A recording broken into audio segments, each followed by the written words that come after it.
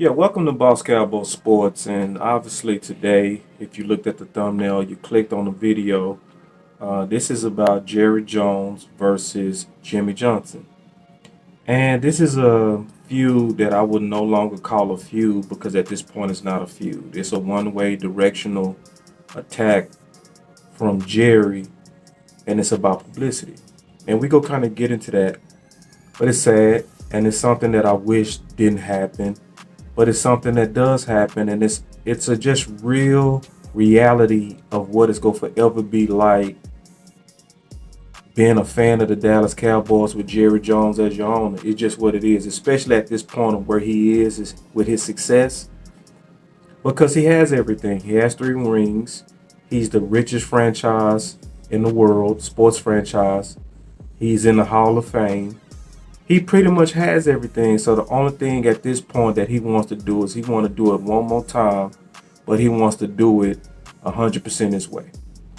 So what happened is Shrugs from NBC, DFW, asked Mr. Jones about not being in the Ring of Honor. And he basically was like, the fans think that it's petty. And a lot of fans do feel like it's petty, because there's a lot of fans that feel like it's an omen or that it's bad juju on the Dallas Cowboys because of the treatment of Jimmy Johnson. Now, I don't know if all that's true. I don't know if I buy all of that. But at the same time, it does feel that way, because most teams that have won as many games as the Dallas Cowboys, even in the last 26 years, at least has gotten to an NFC championship or a Super Bowl. But Dallas hasn't. It's still, in terms of wins, a good team and good history. Our worst years are generally 8-8 at worst. So we are almost every other year in a position of likely going to run, and it ended with a lot of disappointment. And some people really think, and maybe so, that it's because of the lack of respect for Jimmy Johnson. So Jerry's response to what Shrug said with NBC, he said, "It's BS for anybody to be making anything of that." Jones said, "I've said I'm going to put him in. Now, when I put him in and the circumstances and what I do with that, there's a lot more than Jimmy to think about here. And I've got a lot of other lives out here that have laid a lot on the line on the field that need to be in the Ring of Honor as well. And so how I do that, what I do it with, I get to make that decision. And it isn't at the end of the day all tailored around whether Jimmy is sniveling or not." So it's some of that I would actually agree with. I will agree that it's his decision. I will agree that he has to think of a lot of factors. I also think there's some business factors in this on why he got to think about this. I agree that you got to get the timing right. It's your business. You're wealthy for a reason. You know how to be a master of publicity for a reason. We okay with that. What most people took an issue with, and I took an issue with at first before I realized that it was all about publicity, I took an issue with him saying that it's other people that could be just as deserving as Jimmy Johnson. Let's be frank. It's nobody that's left that's not in the ring that's even close to deserving to be in the Ring of Honor than Jimmy.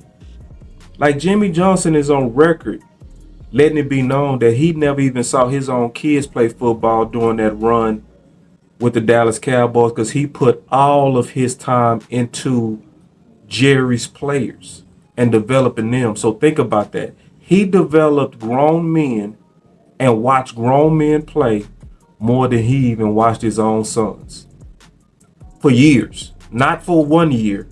He continually kept a hunger for more, which was the foundation that built also Jimmy's wealth. And then the sniveling comment was something that just went entirely too far.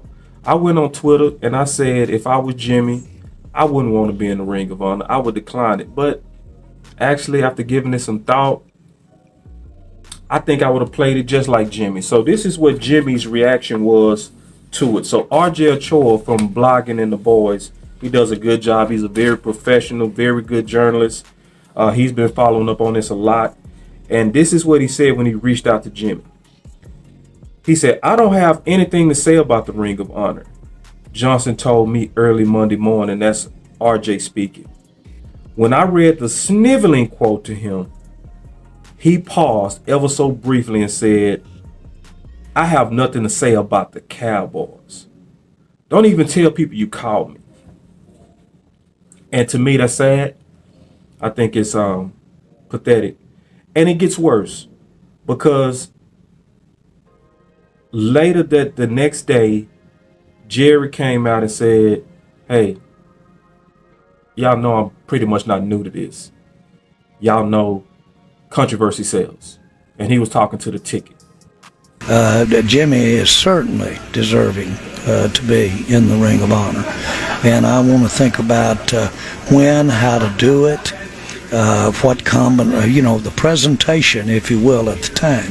And I frankly don't mind the attention that this situation with Jimmy gives the Ring of Honor.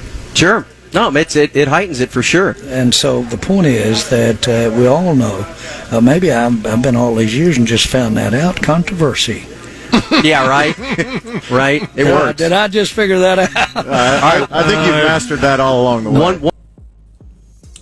So basically, everybody was a tool for his profits. Let's just call it what it is. Everybody that loves this team was used to be a tool for his profits, including Jimmy. So yeah, you got the publicity. Yes, this negative Kardashian model publicity, because I did a video where I called this the Kardashian model, to where there's nothing sacred when it comes down to making money and using those cameras and using anything in your private life to stir up the controversy, to get the eyeballs, to get all the wealth that comes from views to where you can sell it to advertisers. Nothing is sacred. It didn't matter that Jimmy didn't see his sons. It didn't matter that we love you, Jerry, and love you, Jimmy. Let me use this as a way to draw more money. And that's where we are as Cowboy fans. So we don't even know when to trust when Jerry's speaking about something that we're passionate about. Most of us don't trust him at all. And nor should we, because when you start going at guys like Jimmy, who means a lot to some of us, not all of us, because some people I've even heard say they get tired of hearing about Jimmy Johnson. Most people that say stuff like that are young fans. Obviously, people that live through Jimmy don't say that, but young fans say that. But most of us who lived through Jimmy and saw the sacrifice and saw how all these alphas respected him, we would never say nothing like that. We would never say nothing because we saw that we had a true dynasty that was built from the ground. I remember the day being in Dallas, only winning 3 games in 2 years, then going to the playoffs the 3rd year, and then going to the Super Bowl. It was because this guy already had everything at Miami, went on a venture with his ex-Arkansas classmate, Jerry, a marriage that was based on relationships, and now years later, that relationship is being used for publicity. So that's where we are right now. It's like everything that's going to happen with the Cowboys will always be mixed with the Kardashian model. This is not a Jimmy versus Jerry thing. This is a Jerry thing. This has nothing to do with Jimmy at this point. This is not a feud. This is petty. This is about greed. It's about money. But that's not going to stop my fandom. That shouldn't stop your fandom. Because let's be honest. Well, I'm going to be honest about me. I was a Cowboy fan before Jerry bought the team. My parents was Cowboy fans before he bought the team. I'm going to be a fan and my kids going to be a fan when he gone. So with some of this, either he go change or we going to have to just see a new day when he passes. I'm not wishing it on him, but it's just the reality of what it is to be a fan with the Dallas Cowboys right now with Jerry and Steven in charge. And they do a lot of good, though. I don't want to get it twisted like they haven't done a lot of good in terms of player acquisition, in terms of Will McClay, in terms of wealth. They built a lot of wealth. It's very comfortable to be in AT&T Stadium.